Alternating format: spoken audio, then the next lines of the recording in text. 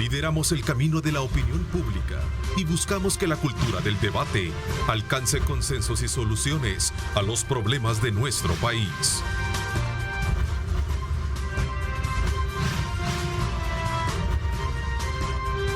Diálogo con Ernesto López. Bueno, gracias nuevamente por estar con nosotros. ¿Cómo están? Qué placer enorme saludarles a ustedes. Bienvenidos a una edición más de su programa Diálogo con Ernesto López. Gustavo de Justicia y Seguridad, Gustavo Villatoro, a quien le doy la más cordial bienvenida, ministro. Gracias por acompañarnos esta mañana de día lunes.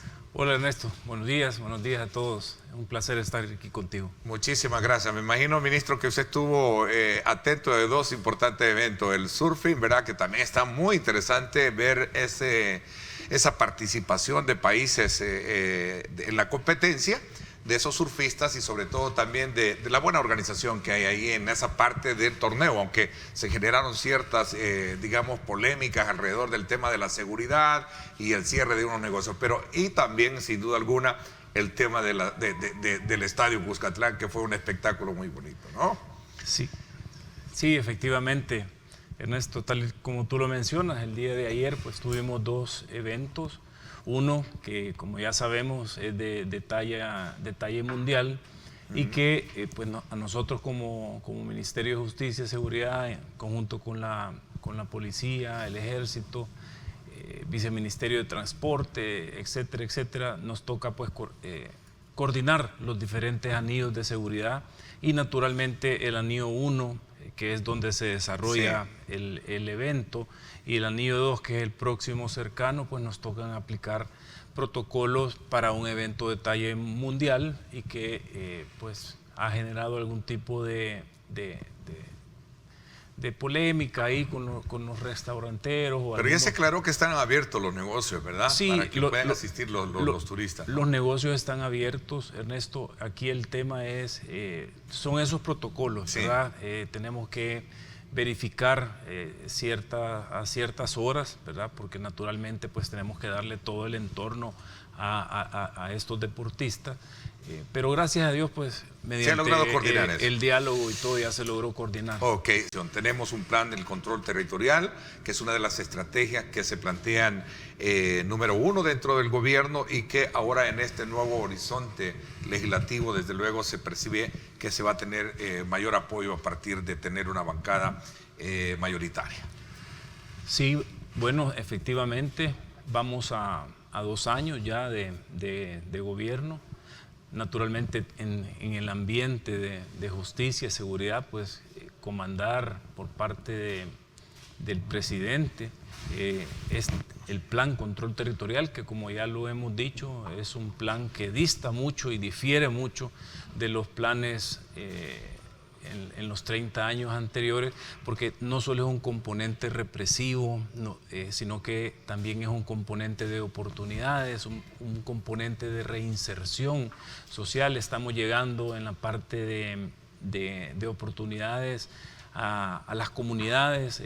No solo es el cubo, el símbolo, sino que también toda la inversión estatal que va detrás de un cubo relacionado a educación, a salud, a obras municipales, para crearles realmente y poder rescatar a estos jóvenes y poder darles otras oportunidades, y también ese componente de reinserción, que es lo que hemos estado viendo en el último año, ¿verdad? El tema de oportunidades en las comunidades y reinserción en materia de centros penales es lo que tú has estado viendo, y todos hemos tenido la oportunidad de ver todo este trabajo que andan haciendo los privados de libertad ya en fase de confianza, remodelando puestos de policía, remodelando todo el apoyo que nos dieron en toda la parte crítica de la pandemia para remodelar hospitales, para mejorar condiciones en algunos hospitales, en algunas unidades de salud. Hemos estado también recientemente, en los últimos meses, apoyando el tema del Ministerio de Educación con las escuelas. No, Ernesto, tú sabes, siempre hay como una agenda de algunos medios y algunos periodistas de querer decir que detrás de esto existe algo oscuro por ahí. Sinceramente no existe algo como eso. Lo que sí tenemos es una aplicación y un rescate también, entender que los privados de libertad, pues de alguna manera pues, tenemos que aplicarles programas para reinsertarlos en las comunidades. Y no por invento de ustedes, la ley lo establece. Lo que estamos haciendo justamente es saldar esa deuda histórica que se tenía, a pesar de que era ley. Ningún gobierno había metido mano a entrarle en serio al tema de del respeto a los derechos humanos dentro de las cárceles, hacer este tipo de inversión, mejoras sanitarias también, porque tienen atención de salud, y que precisamente por eso es que desde la semana pasada nosotros hemos estado en un traslado de internos, que algunos de ellos ya estaban hasta condenados y estaban en Bartolinas policiales donde no tienen condiciones. Entonces, toda esta semana pasada, por ejemplo, estuvimos brindándole atención médica a muchos de ellos que tenían enfermedades de la piel, y que ahora, gracias a que ya están dentro de un modelo penitenciario, de un concepto carcelario que se abre al cumplimiento de la ley y al cumplimiento de los derechos humanos, es que hoy ya tienen acceso a este tipo de programas de salud, porque las Bartolinas policiales en ningún momento y en ningún país están conceptualizadas para albergar a reos que deben de estar dentro de estos. Pero decía, ministro, que uno de los aspectos relevantes para poder conocer si son o va a seguir siendo efectivo un plan es el tema del financiamiento. La Asamblea Legislativa, por cierto, hoy en el contexto de su primer mes de trabajo, ha dado paso para la aprobación de importantes préstamos precisamente para apoyar el plan. Pero por otro lado también está la cooperación, y le decía cuál es su opinión en cuanto a esta decisión del gobierno estadounidense a través de sus agencias de no continuar con el apoyo y la ayuda para instituciones importantes en esta materia como la que usted representa. Sí, yo creo que ya con esta nueva asamblea, justamente en los primeros días de ellos tomar control de la asamblea, logramos tener el financiamiento de la fase 2 y la fase 3 que la asamblea anterior nos había negado. Son 91 millones para la fase 2. Y para que entiendas, Ernesto, esto es todo el concepto de crear oportunidades para los jóvenes. Esto está orientado a hacer una inversión sin precedentes en muchos municipios, precisamente para que los jóvenes tengan un lugar de sano esparcimiento y donde también pues, puedan aprender otro tipo de oficios, tener espacios para poder también concursar en juegos en línea, que ahora ya puedes competir con quien quiera. Hablando del Interpol, ¿cómo está el caso del doctor Quijano?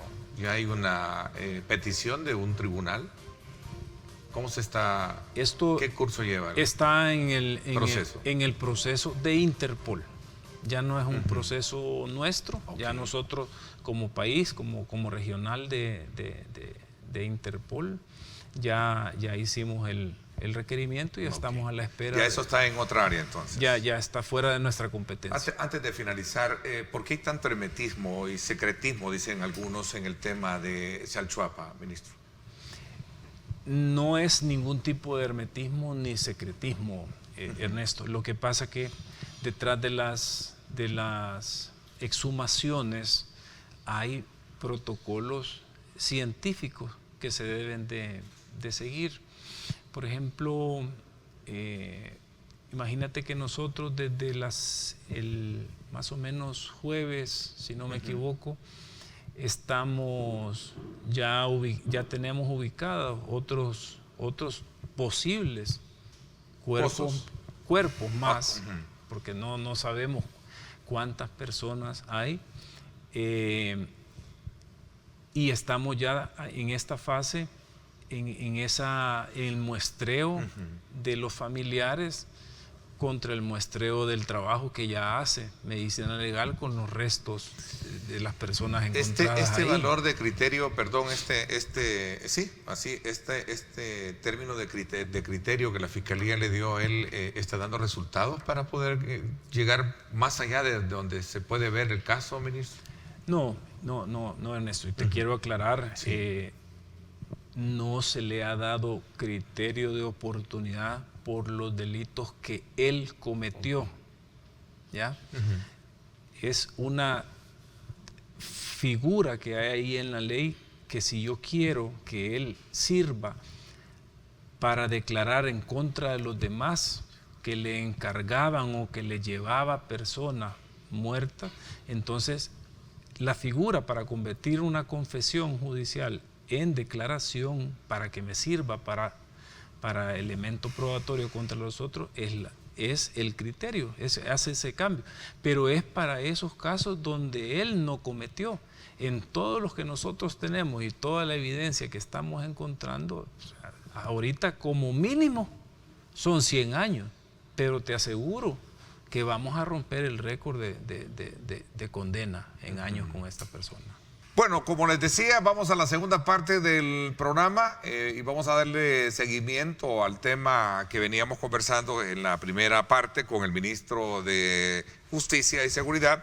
Y ahora quiero presentarles a los maestros William Rebollo y Walter Iraeta.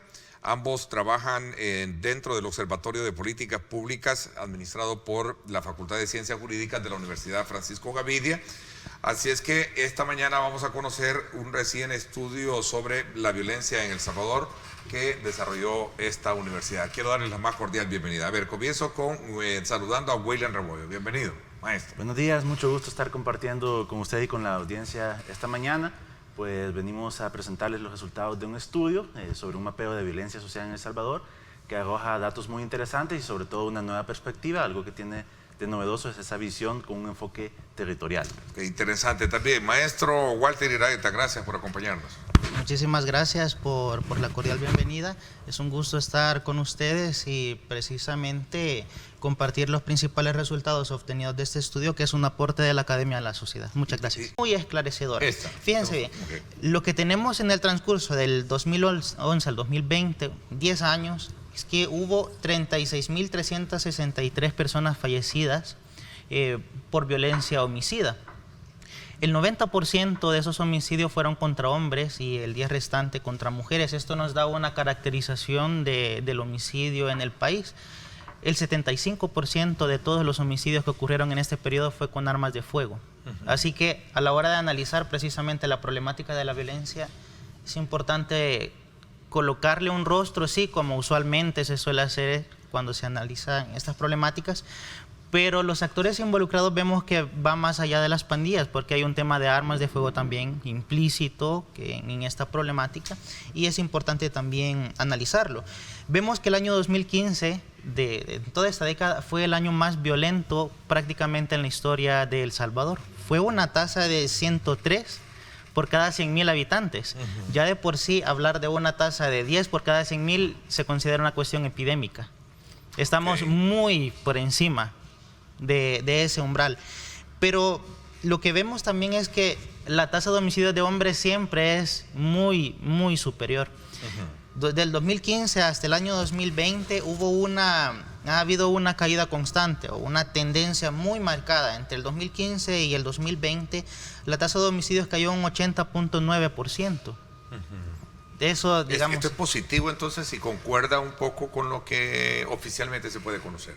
Esto es positivo, pero es una tendencia, por supuesto, comparada con el año 2015, que fue el año más violento. Ahora, hemos llegado a una cifra al año, digamos, 2019, para poner un año normal, que es similar a la que ocurrió en el año 2012 y el 2013, que tendió a bajar.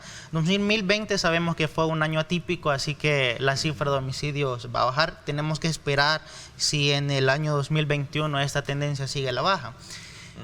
Quizá otro aspecto que hay que contrastar, y está en la siguiente gráfica, es la tasa de desapariciones reportadas.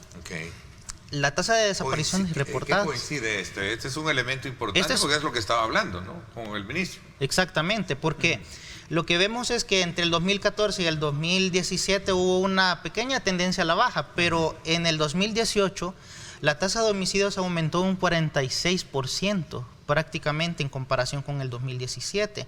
Y en el 2018 prácticamente la tasa de desapariciones reportadas por cada 100.000 habitantes fue superior a la que se reportó en todos los años anteriores, desde el año 2011 al año 2017, y se mantuvo muy similar en el 2019, fueron los años en los que más se reportaron.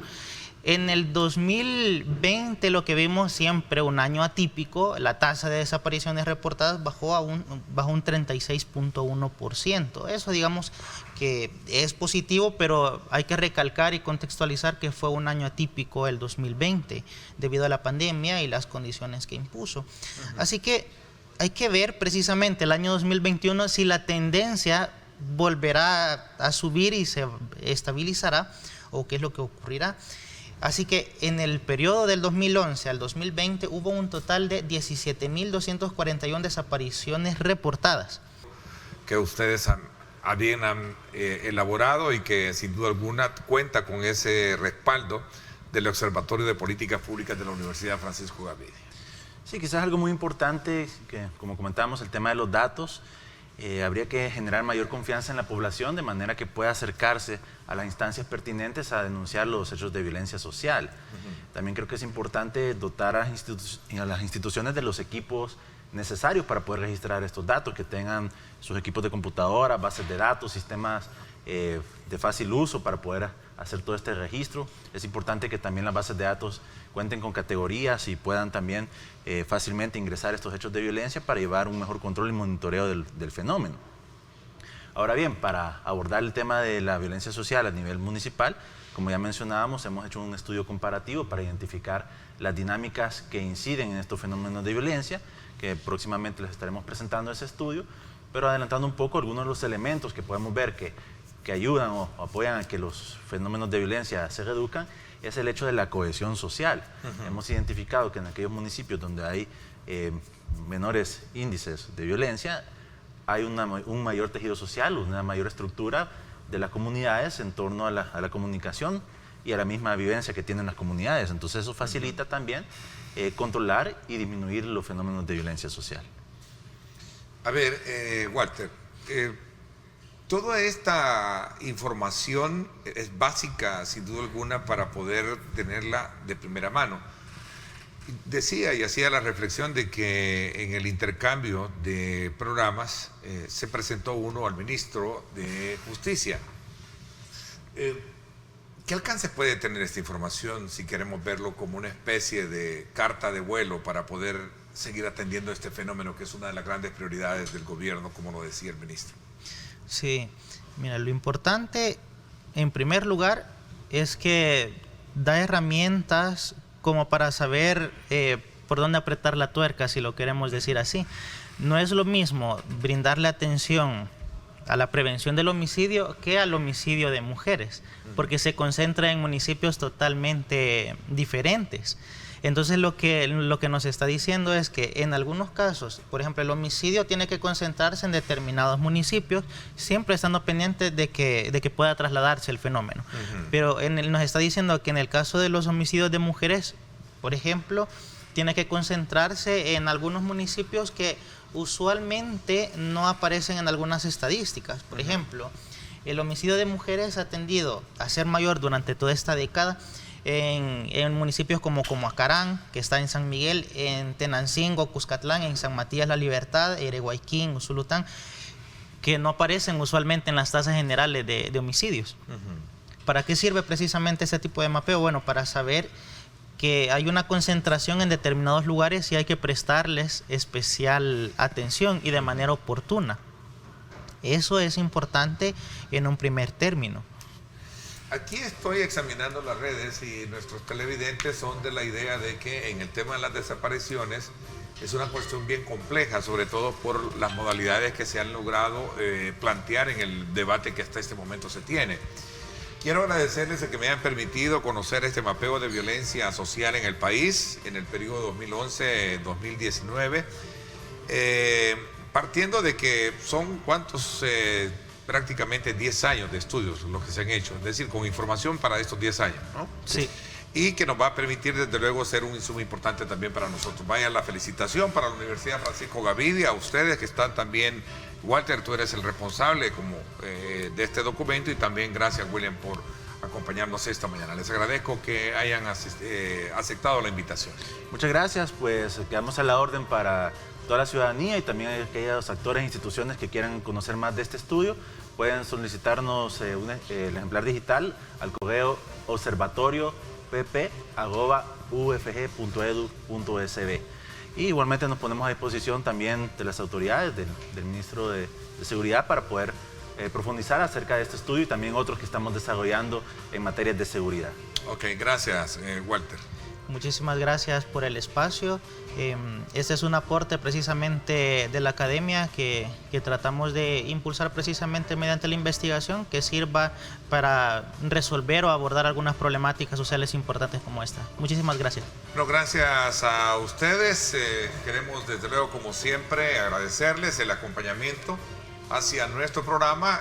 Sin duda alguna, esta semana, en el marco del segundo aniversario de gobierno del presidente Nayib Bukele, vamos a examinar aspectos muy puntuales de la política pública y, por supuesto, también la voz que tiene la sociedad civil frente a estos análisis. Vamos desde luego, despidiéndonos. Gracias, pásenla bien y, como siempre, recuerden lo más importante: amar a Dios sobre todas las cosas.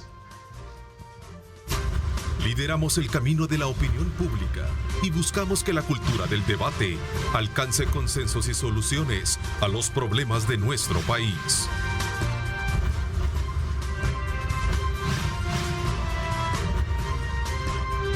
Diálogo con Ernesto López.